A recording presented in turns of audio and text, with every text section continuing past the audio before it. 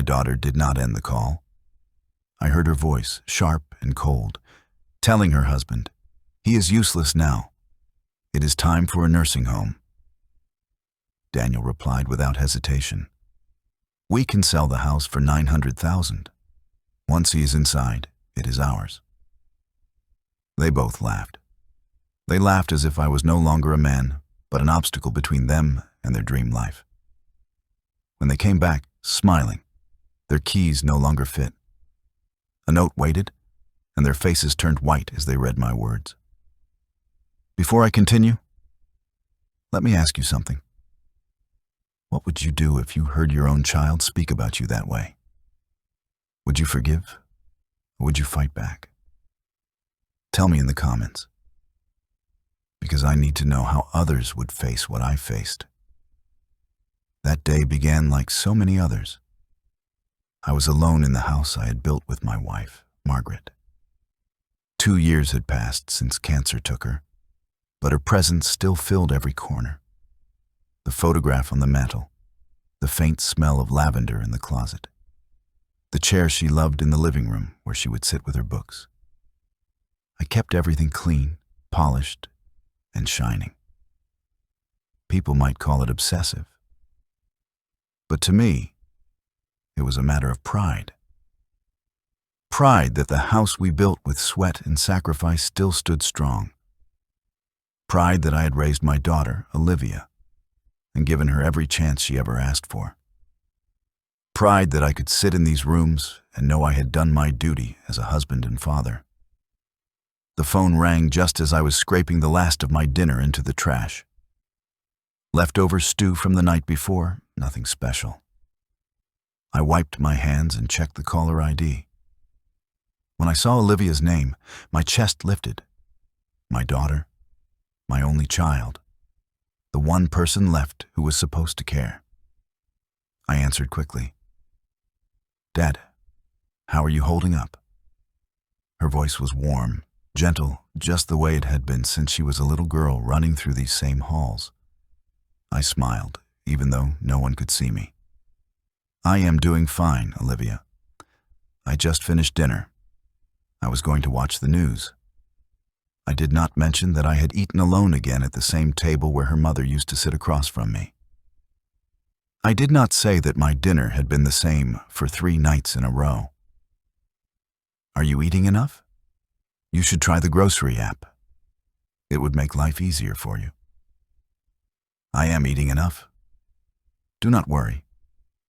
I did have a scare yesterday, though.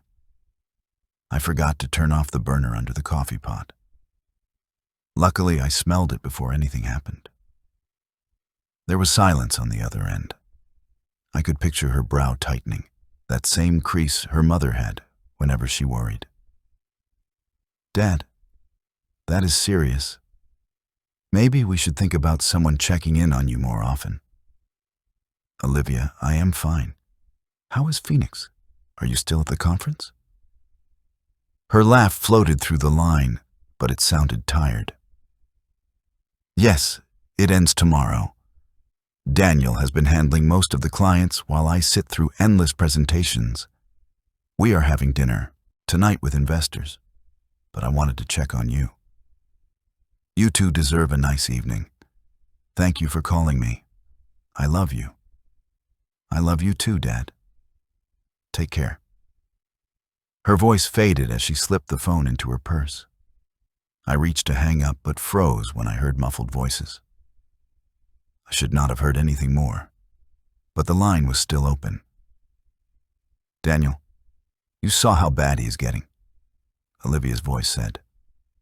Gone was the warmth. What remained was sharp and impatient. "He forgot the stove yesterday. What if he burns the house down?" My hand shook against the receiver. Daniel's reply was steady, almost casual. "It is time for a nursing home. He is a burden, Olivia. Admit it. The house is worth almost $1 million. With Denver's market, we can get 900,000, maybe more." And then I heard my daughter's voice, colder than I had ever imagined. "That would be enough for Boulder. That house with the mountain view. Finally, we could make it ours. I gripped the receiver until my knuckles turned white. Daniel sounded pleased. Exactly. Put him in a decent place, nothing too expensive. Then we can move on. Then she laughed. My daughter laughed. He was so grateful just to hear from me tonight. He has no idea we are planning this. The longer we wait, the more confused he will get. We should act while he still trusts us. The receiver slipped from my hand and clattered onto the hardwood floor. I sat frozen in my chair, my ears ringing, my heart pounding as if it wanted to burst out of my chest. The house suddenly felt different, heavy, silent in a way that suffocated me. I lifted my head toward the mantel where Margaret's photo watched me from its silver frame. Her eyes seemed alive in the dim lamplight, carrying an expression I could not fully read. Was it disappointment? Was it warning? Or was it the simple truth that she had always known Olivia better than I did? The old clock in the hallway ticked louder than it ever had. Outside, crickets sang in the garden Margaret had planted. The familiar sounds of the night no longer brought peace. They mocked me. My hands curled into fists, the skin tightening over old calluses left from decades of work. They thought I was weak. They thought I was helpless. They thought I was ready to be discarded. But I was not. Later that evening, I sat at my desk, the same desk where I had signed tuition checks and paid every mortgage bill on time. I opened the drawer and pulled out the deed to the house. The paper was smooth under my fingertips. Margaret's name was gone, leaving mine alone. I stared at those letters, remembering every board nailed into the walls, every overtime shift worked to pay for it, every meal skipped so Olivia could have what she wanted. The pain in my chest burned hotter, harder. It no longer felt like despair. It felt like something stronger, a different kind of strength, the kind Margaret always said I carried deep down. I looked around the study, at the books, the photographs, the walls raised for family. They wanted to strip it all away and reduce me to a burden in a home I had not chosen. Not yet. Not ever. I pressed my palm flat against the deed and closed my eyes. My jaw locked, my breath steadied, and I let the words escape into the silence of the house. They think I am finished. They are wrong. When I finally pulled my hand away from the deed, my chest ached with a weight I could not shake. I sat in the quiet house and thought about everything that had brought me here. The betrayal cut so deep because every corner of this home was built on sacrifice. Margaret and I gave up so much so that Olivia could have the best life possible. And now she was willing to erase it all as if it meant nothing. I remembered the long nights when I worked 2 jobs just to keep up with tuition payments. I had been a construction engineer by day, but I spent nights doing side projects, patching roofs, laying tiles, anything that brought in extra money. My hands would be raw and blistered by the time I came home, and Margaret would be waiting with coffee and that tired but proud smile of hers. "You are working yourself to the bone," she used to say. And I would tell her the same thing every time. She deserves it, Margaret. Olivia deserves everything we never had. I remembered the thick tuition envelopes we mailed to the university. $48,000 in 4 years. I can still see Margaret pressing her hand against my shoulder as I wrote those checks. Every stroke of my pen felt like a promise that my daughter would have a future brighter than ours. I never once thought of it as wasted. She was smart. She was determined. I was sure she would remember what it took to get her there. Then came the wedding. Margaret and I had saved a modest sum for the occasion, but Olivia wanted something bigger, something grand. She stood in the kitchen one evening, her eyes filled with tears, telling me that the smaller budget would make her feel like she was settling. I could not stand to see her cry. So I mortgaged part of the house, $32,000 for one day.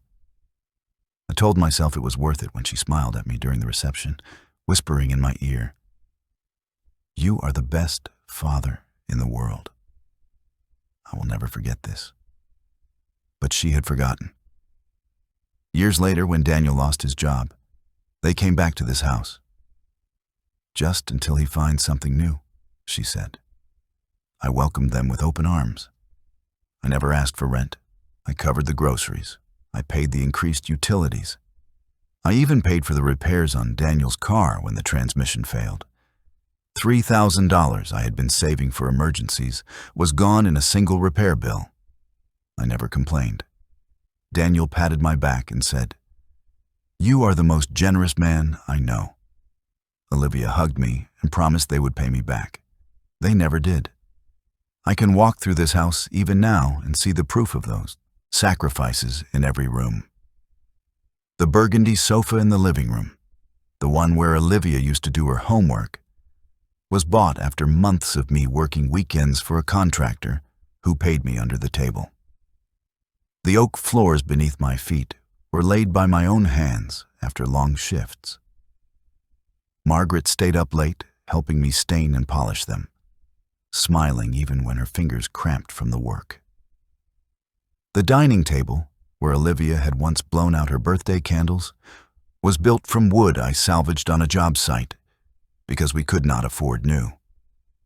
I sanded it until my hands bled because Margaret wanted it smooth for Olivia's little hands. I thought about all of it, and the bitterness grew heavier inside me. She had forgotten. My daughter had forgotten every sacrifice, every hour I gave, every bead of sweat I shed for her comfort. And now she laughed while planning to sell the very walls that sheltered her childhood. I walked into the kitchen and opened the drawer where Margaret used to keep old receipts. I ran my fingers through the envelopes, pulling out the university bills, the wedding invoices, the bank statements. I could still smell the ink from those long nights of paperwork. I remembered Margaret's voice, soft but firm. One night when she found me hunched over the table, my shoulders stiff from exhaustion. "Henry, do not give her so much that she forgets to be grateful." I had brushed it off at the time. I thought Margaret was being too cautious. I believed that love and sacrifice would teach gratitude on their own. I believed my daughter would grow into the kind of woman who remembered what her parents gave her. But Margaret had been right. I had given Olivia so much that she forgot. I looked around the kitchen. The counters I had installed after months of saving, the appliances we bought one piece at a time, the bay window Margaret begged me to build so she could sit with her tea in the morning. Every single piece of this house carried my blood and Margaret's love. And Olivia was ready to throw it away for a view in Boulder. My heart pounded as the memory of her laughter on that call replayed in my head. She had laughed. That was what hurt the most. She had laughed while deciding my life was no longer mine to control. I stood and walked back to the study, my steps echoing in the silent halls. The weight of Margaret's warning pressed against me with every step. Do not give her so much that she forgets to be grateful. The words rang in my ears as if Margaret was standing right beside me. I opened the drawer of the desk again, this time not for the deed. I reached deeper, to the very back where I kept the things I hoped I would never need. My hand brushed against the edge of a business card, worn from the years I had handled it but never used. I pulled it out and held it under the light. Todd Ellison, real estate attorney. Margaret had insisted I keep it years ago, after her diagnosis, when she wanted to make sure everything would be in order if something happened to her. I had not touched it since she passed. But now, as I stared at the bold print of his name, I felt the bitterness in my chest harden into resolve. I closed the drawer slowly, the card clutched in my hand, and whispered into the silence of the study. "You were right, Margaret. You were right all along." I held that card in my hand until the edges bent under the pressure of my fingers. Todd Ellison, real estate attorney. The letters looked sharp in the lamplight, as if they had been waiting for this moment all along. Margaret had insisted I keep the card after her diagnosis. "Henry, you never know when you might need someone who understands the law. Promise me you will not let anyone take advantage of you." At the time, I had nodded just to ease her mind. I never believed Olivia would be the one I needed protection from. That night I barely slept. I sat in my chair staring at Margaret's photo, hearing Olivia's laughter play over and over in my head. Each time it echoed, the hurt dug deeper. By dawn, the hurt had turned into something sharper. I showered, shaved, and put on the gray suit Margaret had bought me for Olivia's college graduation. I wanted to look steady, clear-headed, like a man who knew exactly what he was doing. Todd's office was in a modest brick building on Grant Avenue, tucked between a small bakery and a hardware store. It was the kind of place that dealt with families, not corporations. When I walked inside, the scent of coffee and paper filled the air. The receptionist recognized my name from the appointment I had made that morning and led me down a short hallway. Todd stood when I entered his office. He was in his mid-50s, tall but slightly stooped, with gray at his temples and kind but sharp eyes. "Mr. Crawford," he said, shaking my hand firmly. "It is good to see you again, although I wish it were under better circumstances. I remember you and your wife from years back. I am sorry for your loss." "Thank you," I replied, lowering myself into the chair across from his desk. "I need your help with something delicate. It concerns my daughter." He listened without interrupting as I told him everything.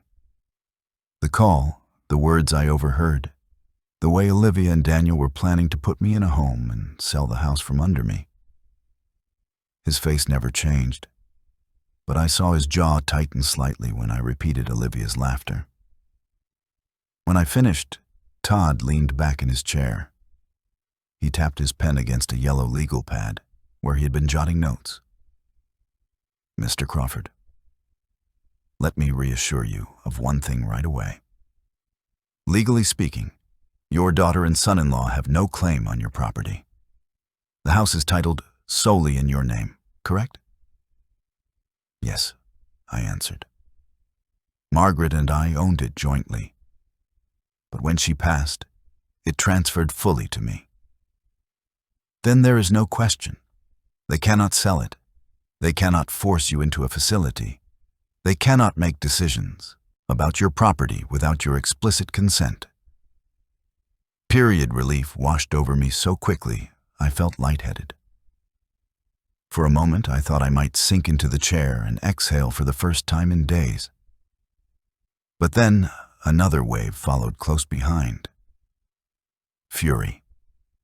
They were planning to sell what was never theirs to begin with. They were laughing about it as if it had already been signed away. "So if I wanted to sell it myself?" I asked. Todd looked at me carefully. "You absolutely can. You could put it on the market tomorrow if you chose. The decision is entirely yours." I leaned forward, my hands clasped together. How quickly could something like that happen? In Denver's current market, very quickly.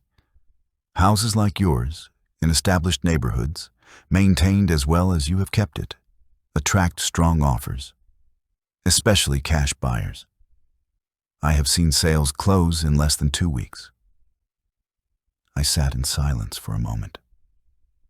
The idea had been nothing more than a flicker when I walked in, but now it glowed brighter with every passing second. My daughter and son-in-law were already planning to sell my house as if I was out of the picture. What if I struck first? What if I took away the very prize they were counting on? Todd slid a business card across the desk. If you want me to handle the legal side of a sale, I can prepare everything within 24 hours. But for the sale itself, you will need a real estate agent. I picked up the card and nodded. Thank you, Todd. You have given me exactly what I needed. We shook hands again, and as I walked out of the office into the bright spring sun, I felt a clarity I had not felt in months. The fog of grief, the dull ache of betrayal. Suddenly, it sharpened into focus. They thought I was too old, too confused, too grateful for their scraps of attention to fight back. But I was not helpless. I was not finished. Back home, I sat down at the desk where I'd once paid Olivia's tuition checks. I opened my laptop, the screen glowing against the dark wood. My fingers hovered over the keyboard for a moment before I began to type. Top real estate agents in Denver. The search results appeared instantly. Dozens of names, photos, smiling faces promising fast results and high prices. I clicked through profiles, one after another. Each headshot felt like a soldier I was auditioning for battle. One woman specialized in luxury homes, too flashy. Another focused on suburban family houses, not the right fit. Then I found a man named Brian Lewis. He was in his early 40s, clean-cut, with a confident smile that looked professional but not arrogant. His testimonial stood out. Sold our home in 6 days. Cash buyer in less than a week. Handled everything quickly and with integrity. The more I read, the faster my pulse became. Brian specialized in quick sales to investors. He had closed deals in as little as 10 days. That was exactly what I needed. Olivia and Daniel were still away at their conference in Phoenix. They would be gone for another week. If I acted now, I could have the house sold before they even set foot on Denver soil again. I sat back in my chair, my heart pounding against my ribs. I could feel Margaret's presence beside me, steady as always. Do not let them take advantage of you, she had warned. And now I finally understood. This was how I kept my promise to her. Not by letting myself be discarded, but by standing tall and showing Olivia that her father was not the weak old man she thought he was. I scrolled back to the top of Brian's profile. His phone number was displayed in bold letters. I reached for the receiver on my desk, my hand trembling at first, but growing steadier as I lifted it. The dial tone hummed in my ear. My heart hammered, but my voice was calm when I finally spoke into the line. Mr. Lewis? My name is Henry Crawford. I am interested in selling my house. Tell me, how fast can you sell a house? Brian Lewis arrived quicker than I expected. The call had ended less than an hour ago when his silver sedan rolled into the driveway. I watched from the front window, my hand pressed against the glass, as he stepped out with the kind of confidence only years in real estate could give a man. His navy suit was crisp. His polished shoes caught the afternoon sun, and the leather briefcase in his hand swung easily as though he carried opportunity itself inside it. For a moment, I thought of Olivia's husband, Daniel, who once promised me he would build a future worthy of my daughter. He had never walked with this kind of certainty. Brian smiled warmly as I opened the door. Mr. Crawford, he said, extending his hand firmly. Thank you for meeting me on such short notice. I understand this is urgent, so let us not waste a moment. His professionalism steadied me. I nodded and led him inside. The moment he crossed the threshold, his eyes widened almost imperceptibly, though I caught it. These agents had seen hundreds of homes, yet even he could not hide his surprise. This, he said, his gaze sweeping the living room, is extraordinary. Truly extraordinary. I followed his eyes as they landed on the polished hardwood floor, glowing in the light that streamed through the wide bay window. I had spent weeks on my knees refinishing those planks after Margaret insisted the floor could shine again if only I had the patience. My hands had blistered, my back had ached. But she was right. The floor had become the heart of the room, and even after all these years, it gleamed with quiet pride. Brian bent slightly, running his fingertips over the banister of the staircase. Original wood? Yes, I answered. Margaret and I restored it ourselves 30 years ago. Remarkable craftsmanship, he murmured, scribbling notes. Houses of this age rarely hold up so well. Buyers will love this. They will see value in every detail. We moved into the kitchen. He paused, again running his hand across the granite countertop. Smart update. It adds modern comfort without losing character. I always believed if you do something, you do it right, I said. My voice was calm, but inside memories swirled. Margaret leaning against that very counter, flour dusting her apron as she baked Olivia's birthday cakes. Olivia, small and bright-eyed, standing on a stool to reach the mixing bowl. Daniel, years later, bragging about dinner parties they would one day host when this house was theirs. Brian's pen scratched again against his pad. Every corner feels loved. Buyers will pay more for that. People can sense it. We climbed the stairs. Each creak carried echoes of Olivia's youth. I could see her as a little girl, bounding up 2 steps at a time, laughing as Margaret scolded her for running indoors. I could see Margaret and me standing at the top landing, waiting for Olivia to come home late from dates, trying to look stern but failing when we saw her blush. Every room we passed held fragments of those years. To Brian, they were selling points. To me, they were proof of everything I had given, everything Olivia had forgotten. The bedrooms impressed him most. He marveled at the fresh paint, the sturdy windows, the closets that smelled faintly of cedar from the lining I had installed decades earlier. In the master bedroom, he paused. Margaret's touches still lingered there. The curtains she had sewn, the polished dresser she had adored. My chest tightened as he admired it all. "This is immaculate," he said. "I rarely see a home this age in such condition. You maintained it as if it were your life's work." "It was," I replied quietly. He gave a small nod, respectful enough not to ask further. In the attic, Brian examined the beams, tapping them with his knuckles. Solid, not a hint of rot. His admiration grew with every discovery. When we returned downstairs, he set his notes aside and faced me. "Mr. Crawford, if I had not walked through it myself, I would hardly believe it.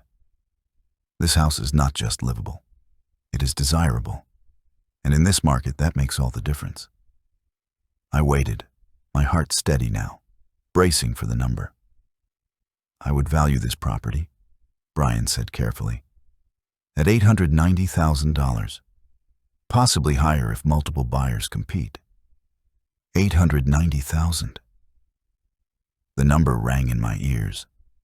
The same number Olivia had spoken on the phone, laughing as though she already held it in her pocket.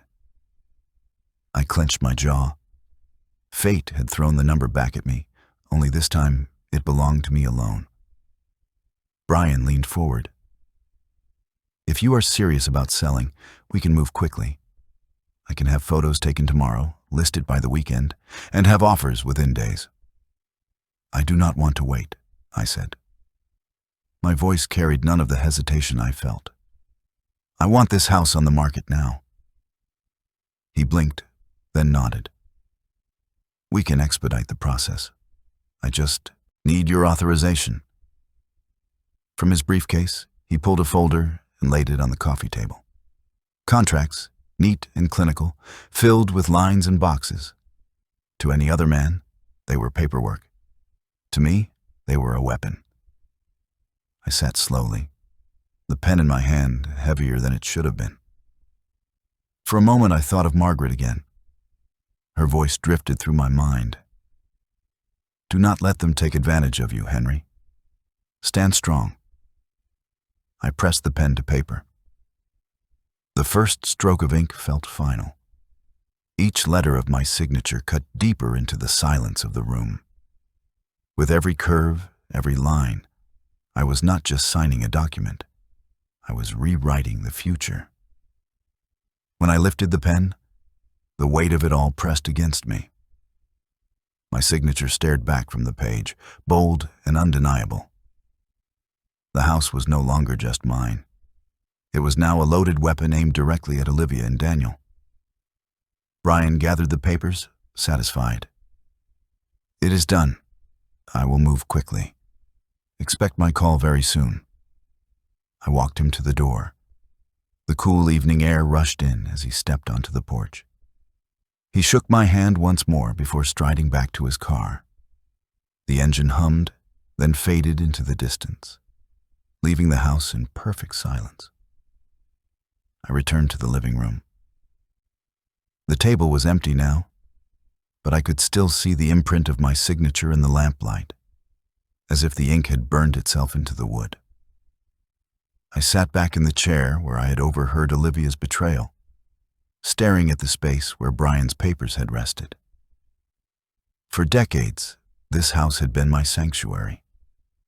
For Margaret, it was the embodiment of our marriage. For Olivia, it had become nothing more than a number on a check.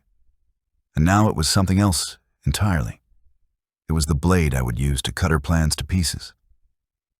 I let the silence settle. Then, slowly, I whispered to the empty room, "It is done." Henry sat in silence long after Brian's car disappeared down the street. The house felt different now. It was still his, but in truth, it was no longer home. It was bait. It was the battlefield where Olivia and Daniel would meet the truth they had earned. He walked slowly through each room as night closed in, the glow of the lamp stretching shadows across the walls. With every step, he felt Margaret's presence urging him forward. The next morning, he began his secret life. He packed quietly, folding shirts and trousers into a single suitcase. He took only what mattered: clothes enough for a few weeks, important documents, the photograph of Margaret in her favorite blue dress. Every item he chose carried memory, but he was ruthless. Nothing extra, nothing sentimental that could tie him down. The suitcase closed with a final click, and in that sound, Henry heard the severing of one life and the beginning of another. He left the house mid-morning, locking the door behind him with deliberate care. The key turned smoothly in the lock, the sound crisp and final. He stood on the porch for a moment, looking back at the windows where Margaret had once drawn curtains at dusk. Then he walked away, suitcase in hand, down the drive and into the quiet street. The apartment he rented was modest, hidden on the second floor of a brick building across town. The hallway smelled faintly of dust and old paint, but the room itself was clean and quiet. A narrow kitchen, a single bedroom, a small sitting area with a window that faced the street. Nothing more, nothing less. It was exactly what he needed. Anonymity. No one would look for him here. Henry unpacked in silence, placing Margaret's photograph on the nightstand first. Her gentle eyes seemed to follow him as he set about arranging the few belongings he had brought. "It is temporary," he whispered to her, "just until this is finished." He turned to his desk, pulling out a small notebook. On the first page, he wrote one word: justice. It was not anger that guided his hand now, but purpose. Every step had to be precise, calculated, impossible for Olivia or Daniel to dismiss. They had treated him as though his life's work were already theirs. Soon they would learn what it meant to underestimate him. Henry went to the bank the following afternoon. The clerk smiled politely as she processed his request, transferring a substantial portion of his savings into a new private account. This account bore no ties to Olivia or Daniel. It was his alone, hidden beyond their reach. The figures appeared neatly on the receipt, numbers that spoke of security and independence. He folded the paper carefully and slipped it into his jacket pocket. Back in the apartment, he began drafting the letter. He sat at the small kitchen table, pen poised above the page, and for hours the words refused to come. His first attempt was furious, filled with sharp accusations. He tore it apart. The second draft was cold, stripped of emotion. He tore that one too. He knew the letter had to hold weight, not just anger. It had to wound and command at the same time. He remembered Margaret's voice, steady and wise. Do not let them take your kindness for weakness. Do not let them forget who you are. With her words in mind, he began again. My dearest Olivia, he wrote, his pen moving slowly. You spoke of me as though I were already gone. You laughed about selling what was never yours. Every sacrifice I made, every late night and early morning, every drop of sweat that built your life, forgotten. This house was my gift to you once in dreams, but now it is my weapon in truth. You will return expecting riches, but you will find nothing but the cost of betrayal. The words flowed now, sharp but measured. He wrote and rewrote until the lines carried both pain and authority. He wanted Olivia to feel the sting of every memory she had dismissed, every sacrifice she had ignored. He wanted Daniel to see the depth of his miscalculation. When he read the letter aloud at last, his voice trembled, but the message was unshakable. It was not just a farewell. It was judgment. Henry folded the letter neatly and slipped it into an envelope. He placed it on the desk, weighing it down with Margaret's photograph. It would not be delivered yet, not until the stage was set. The final piece was surveillance. Henry ordered a hidden camera online, a device small enough to be concealed but sharp enough to capture every detail. He imagined Olivia and Daniel walking through the door, their laughter echoing until it died in confusion. He imagined their faces as they found the letter waiting. The thought steadied him. Justice would not only be done, it would be seen. When the package arrived 2 days later, he opened it with careful hands. The camera was small, no larger than a deck of cards, with a lens that gleamed faintly under the light. He read the instructions twice, testing the settings until he was certain. Then, one evening, he returned to the house. The familiar rooms greeted him with silence. He moved methodically, placing the camera where it would capture the front entrance. He adjusted its angle, checked the feed, and tested the recording. Satisfied, he positioned the envelope. The letter, folded and sealed, was taped firmly to the inside of the door where Olivia and Daniel could not miss it. His handwriting on the front was deliberate, bold, unmistakable. Olivia. He stood for a long moment in the quiet house. The air felt heavy with anticipation, as though the walls themselves knew what was coming. He turned to Margaret's photograph, which he had brought back just for this moment. Her eyes, forever kind, seemed to meet his. Tomorrow, he whispered. Tomorrow, Justice. I barely slept the night before. I lay in the quiet of the apartment, the glow of the phone on the nightstand dimmed to a single pulsing dot from the camera app. The building was still, except for a distant elevator hum and the soft groan of old pipes. I kept seeing the front hallway of my house in my mind, the angle of the camera, the envelope taped at eye level to the inside of the door with Olivia's name written in my hand. I had already changed the locks that morning, and I had left the small kitchen window unlatched on purpose. If they wanted in, they would find a way. I wanted them to read the letter. I wanted them to see that this time, I moved first. By mid-afternoon, I could not sit. I made coffee that I did not drink. I folded and refolded the dish towel on the counter. I checked the camera feed twice, then 3 times, watching the empty entryway like a man waiting for a storm to break. The light shifted across the floorboards as the sun moved. Dust motes drifted in and out of the lens. Nothing else changed. I looked at Margaret's photograph on the dresser and told her that I was steady. I promised her that I would keep my anger cold. At 5:12 p.m., the notification chimed. Motion detected. My thumb opened the app before my mind caught up. The image sharpened. The glass inset of the front door reflected a black SUV pulling into the driveway. My heart thudded once, then again. I raised the volume. Tires crunched on gravel. Doors opened. Laughter floated in, light and careless. Olivia stepped into view first, sunglasses on her head, travel jacket tied at the waist. Daniel rounded the hood with 2 suitcases rattling behind him. They were talking over each other, high on the rhythm of a trip gone well and a future already counted. I told you that second panel was exactly what we needed, Olivia said, pushing hair behind her ear. Investors loved it. Next quarter is going to be huge.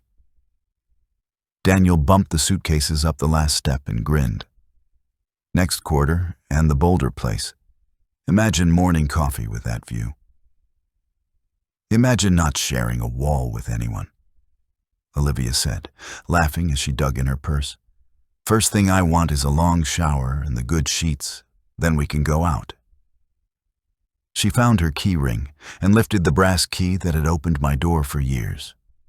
She fit it to the lock and turned. The key stopped hard. She tried again, nudging it, turning it the other way. Then she pulled it out and stared at it, as if it had betrayed her. That is odd, she said. The lock is stuck. Daniel set the suitcases upright and took the key. Maybe the temperature shifted the cylinder. He tried with more force. The key would not turn. He frowned. He tried again, jiggling, angling, pressing his shoulder against the door for leverage, as if willpower might bend the metal. The camera caught the tiny scrape of brass on steel. Let me try the back, he said, handing the keys back to her. Maybe the deadbolt is jammed? He jogged out of frame. Olivia stood there with her purse against her hip, still smiling. But the smile was uneasy now. She checked the key again, tried the door once more, then stepped back and looked around as if the house would explain itself. 3 minutes later, Daniel reappeared at the edge of the frame, no longer smiling. Back door is not working. The garage pad is dead. The keypad will not take the code. It must be a power glitch, Olivia said. We were gone a week. Maybe a breaker tripped. Daniel shook his head. The garage keypad runs on a battery. Even if the power was out, the code should work. Olivia's voice thinned. Maybe Dad changed the locks. Why would he do that without telling me? Because he is not thinking straight, Daniel said.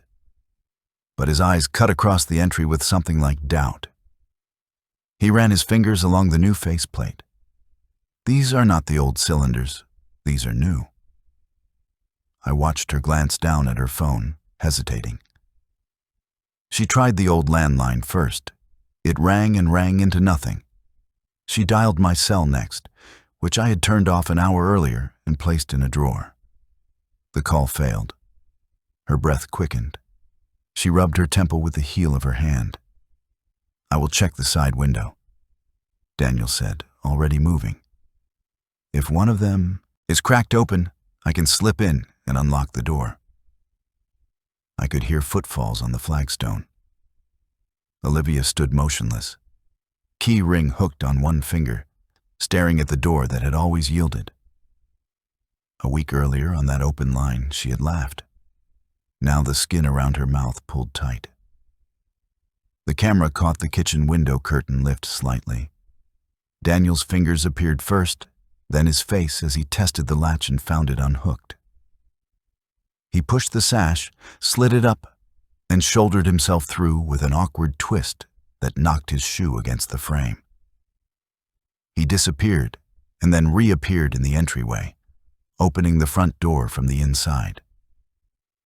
Olivia stepped in quickly, and the door swung shut behind her. For a heartbeat, they just stood there, blinking in the quiet. The house did what the house always did. It held its breath. Then both pairs of eyes rose to the white envelope taped to the inside of the door, centered at eye level, held in place with two neat strips of clear tape. "Olivia," Daniel said softly, pointing. "Your name." She reached for the envelope with fingers that did not feel steady anymore. She broke the seal and unfolded the letter. I heard the crisp sound of paper. She began to read out loud, her voice trying and failing to hold authority. "My dearest Olivia, you spoke of me as if I were already gone. You laughed about selling what was never yours. Every sacrifice I made, every late night and early morning, every drop of sweat that built your life, forgotten. This house was my gift to you once in dreams. Now it is my weapon in truth. You will return expecting riches. You will find nothing but the cost of betrayal." She stopped once, swallowed, and started again, lower, as Daniel moved behind her shoulder and read along. The camera microphone caught the tiny catch in her throat. She read the line about the sale in process and the buyers who would not wait. She read the line that said $890,000 belonged to me and would remain out of their reach. She read the line that told her where her boxes would go if she wanted them, and how long she had to claim them. When she finished, her arms fell to her sides, the paper still open and shaking in her hand. "He sold it," she said. But it came out as a whisper, the way someone speaks inside a church. Daniel took the letter and read it again, eyes racing, jaw tightening 1 degree at a time. "He sold the house." He looked up. "When did he do this? How could he do this without telling us?" Olivia's face flushed. "Without telling us. It is his house, Daniel. He did not have to tell us anything." Her voice sawed across the words. "He heard us. The call. He must have heard everything." Daniel's hands opened in a helpless gesture before they closed into fists. "You were the one who did not end the call. I was the one." Her voice rose, then broke. "You told me to put him in a home. You said he was a burden. You were counting the money before he was even packed." "You said the number first," Daniel snapped. "You said 900,000. You drew the map. I followed."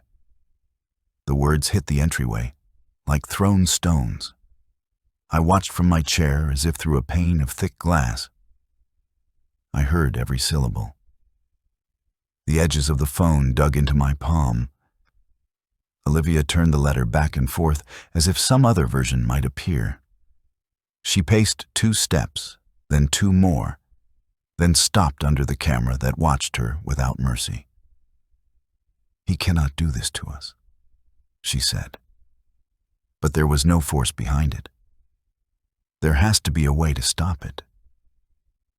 "There is no way to stop a man from selling his own house," Daniel said. And for the first time, I heard fear in his voice instead of calculation. Not when his name is the only one on the deed. Not when you are not on the title. He was always the owner. Olivia pressed the heel of her hand to her eyes. Mascara smudged. Her shoulders shook once, then steadied. "Call a lawyer," she said. We can fight this. He is not well. We can claim he is not competent. Something. With what money? Daniel's tone sharpened to something ugly. My job is gone, and your salary covers barely more than the lease and the cars.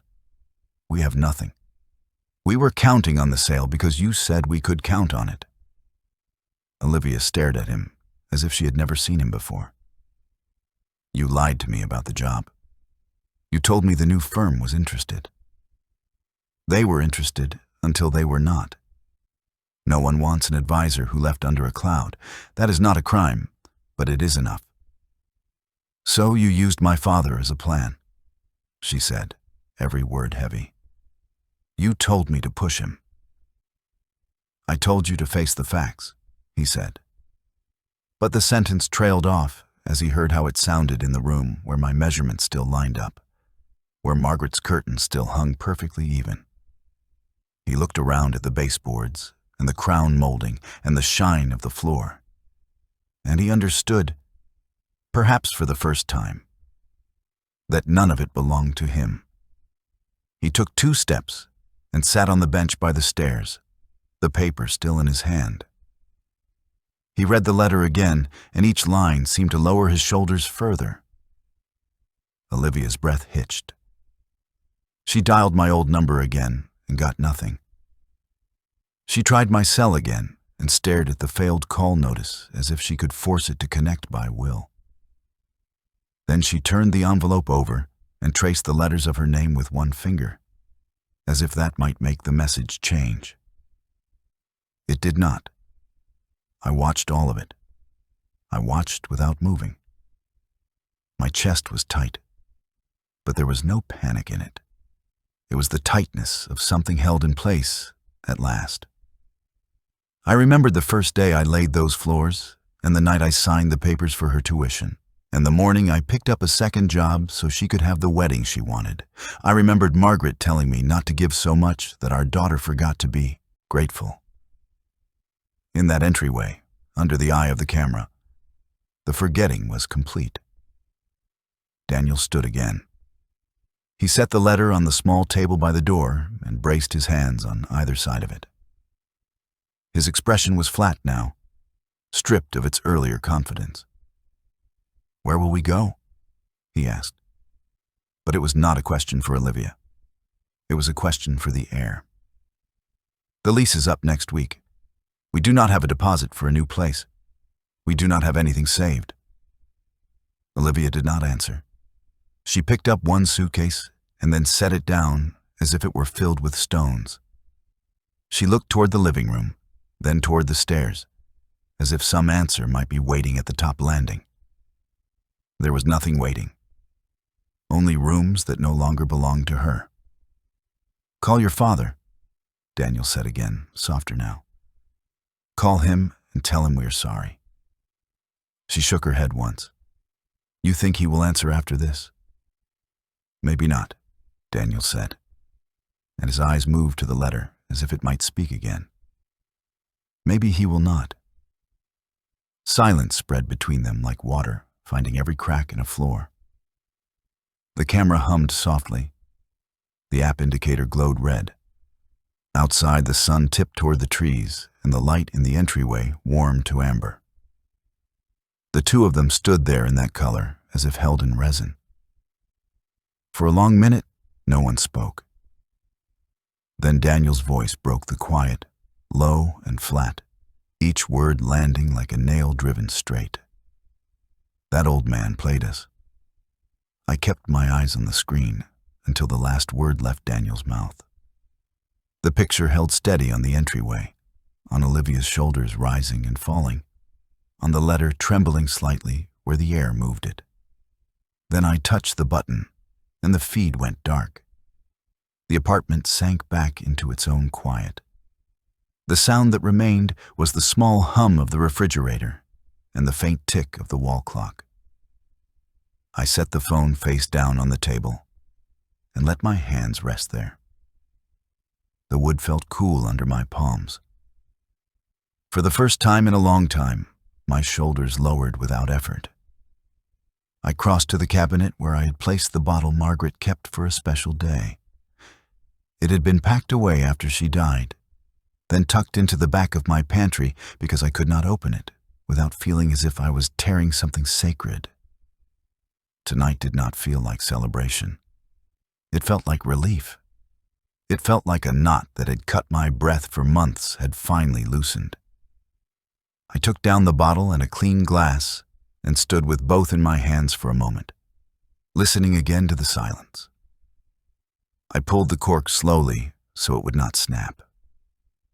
The soft pop was gentle, like a door opening into a room where the air had been waiting. I poured a modest glass, nothing greedy, and watched the liquid settle. The color caught the weak kitchen light and turned it warm. I carried the glass to the small table by the window where I had placed Margaret's photograph. Her eyes, kind and steady, met mine. I lifted the glass slightly in her direction and waited until my breath matched the quiet of the room. The phone vibrated once, then twice, then again in quick succession. I did not need to turn it over to know who it was. The old number would have failed. The cell would not fail. Olivia would keep calling until the battery surrendered. I let it ring. Each vibration moved the phone an inch along the table, then another. It stopped, then started again. I left it. I was done letting that sound lead me by the heart. I took my first sip. It tasted like a life I remembered clearly, and like a life I had only just begun. Margaret had chosen it for a future event we never reached. She used to say that the right day would present itself. I used to say that the right day would be obvious.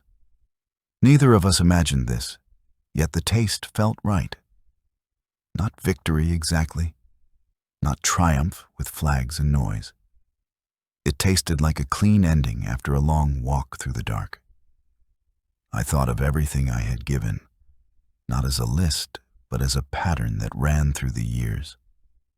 The second job that winter when Olivia needed books and the car needed brakes. The nights I came home with my shirt stiff from plaster dust, and Margaret gave me that tired smile and slid a plate across the table. The afternoon I signed the papers to mortgage a piece of the house because my daughter wanted a wedding she said would make her feel like she belonged. The conversation with Daniel by the grill when he promised me he would always take care of her. The same conversation where he called me the most generous man he knew. I believed him then. I watched the way he looked at her, and I believed. I thought of the time they moved back into my house after he lost his position. The way they spread their things across rooms I kept clean for years. The way I covered the bills, because family covers bills when one of them falls. The way they never asked me to add their names to the deed, because even then they understood what the deed meant. Later they forgot, or they told themselves a story where the deed did not matter anymore, because the man who held it was weak. They wanted me quiet and grateful while they turned the home I built into a number on a page. They wanted me manageable. Tonight, I had given them the only lesson I had left to give. The phone vibrated again. It rattled close to the edge of the table. I caught it with 2 fingers and placed it face down in the center. I did not block the number. I did not write a message. I let the silence speak for me. If Olivia ever wanted to talk to me again, she would need to know that silence was the ground we were standing on now. She would need to walk toward me without demands, without the old certainty that I would forgive because I always had. She would need to reach for me as a daughter reaches for a father, not as a claimant reaches for a prize. I stood and opened the window a few inches. Night air moved in, carrying the distant sound of a bus and the softer sound of leaves. From here, the city did not look like the poster Olivia carried in her mind. There were no mountain views here. There were street lights and the glow of apartments like mine and a sky with a few thin clouds moving without hurry. When Margaret and I were young, We used to stand in our first rental and talk about the house we would build. We did not speak about money in the way Olivia speaks about money. We spoke about a table large enough for family and a window that let in the morning. We spoke about a place where the floor would not tremble when trucks passed. We promised each other we would find a way to make it real. We did. I finished the glass and poured another, still small. I sat and thought about what would come next. There would be settlement papers and a wire transfer and then a date on a calendar when I would hand over keys and walk away. My belongings were already narrowed to what mattered. The boxes with documents were labeled. Margaret's jewelry box sat where I could see it when I woke. I had chosen a bank with a person who looked me in the eye and listened when I explained what I needed. The account was secure. The funds would be mine to manage as I saw fit. I had no intention of letting Olivia manage them, not for a month, not for an hour. My mind turned to the letter again, to the lines I had written and rewritten, until they carried the exact weight I wanted. There had been a draft where anger was the loudest voice. It felt satisfying for a minute, and then it felt small. There had been a draft where I did not let any feeling show. It felt neat, and it felt useless. The letter I left was the truth. It told my daughter what she did. It told her what I was doing. It told her where her things would be, and it told her that her father was not lost in confusion. It did not beg. It did not apologize. It did not close a door forever. But it made clear that doors do not stay open for those who turn their backs and laugh. The phone vibrated again. Then a text came through, and another, each one lighting the black screen for a second. I let them pass. My fingers did not itch to answer. The habit of rescuing had receded. I allowed myself to imagine a week without those calls, then a month. I pictured mornings that began in quiet, with coffee I did not forget to turn off and a walk down to the corner diner where the waitress already knew my order after 2 visits. I pictured afternoons where I did not pace the living room because the living room belonged to someone else and pacing was no longer my work. I pictured nights where I read until I grew tired without checking my phone every hour because someone might need something that only I could give. I lifted the second glass and stood in front of Margaret's photograph. The light from the kitchen traced a line across the frame. I told her that I had done what I could to keep the promises we made. I told her that I had kept my back straight and my voice even, that I had acted before. Other people acted for me. I told her that I had been slow to anger and slow to strike because I was trying to be the man she married. I told her that in the end, I had chosen myself, not out of selfishness, but out of a simple need to keep my dignity. Margaret believed that a person without dignity cannot help anyone. Tonight, I believed it too. The third call in a row came through as I spoke to the picture. Then the fourth. I stepped closer and powered the phone off. The sudden quiet was not empty. It was full. I stood with both hands around the glass and felt my chest rise and fall in an ordinary rhythm I had not felt since the hospital room where Margaret slept for the last time. The memory did not pitch me into the old despair. It placed me on a line between what had ended and what remained. I sat again and wrote in my small notebook. I wrote the day and the time. I wrote one sentence. I wrote, "I am free."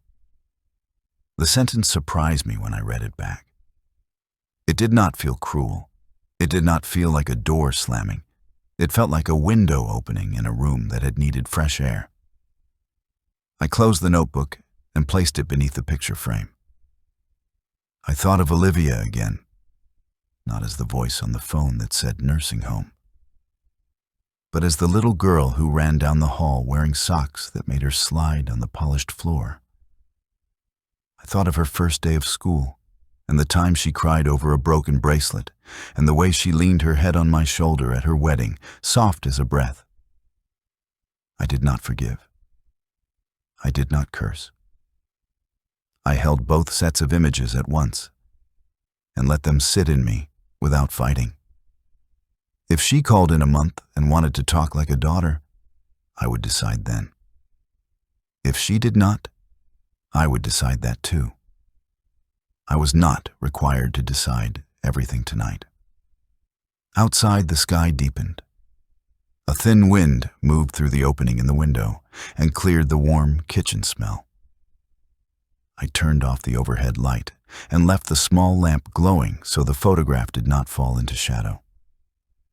I stood with my glass raised and let the quiet of the room come to me in full. I spoke in a voice only Margaret would have recognized. Justice served.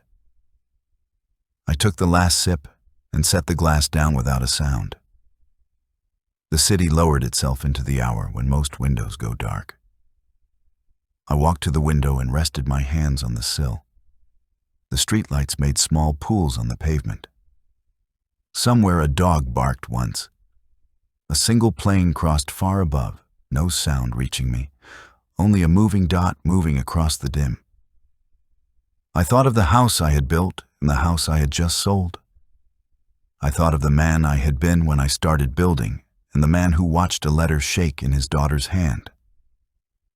Both men were mine. Both men were standing here tonight. I looked up. Between the clouds, a few stars held their places, the way nails hold true when you choose the right length and strike them straight. I did not ask for a sign. I did not need one. I asked the only question that mattered. And I asked it without sound, not to the sky exactly, and not to myself alone, but to whoever had walked this kind of path before me, and to whoever would walk it after. Would you have done the same?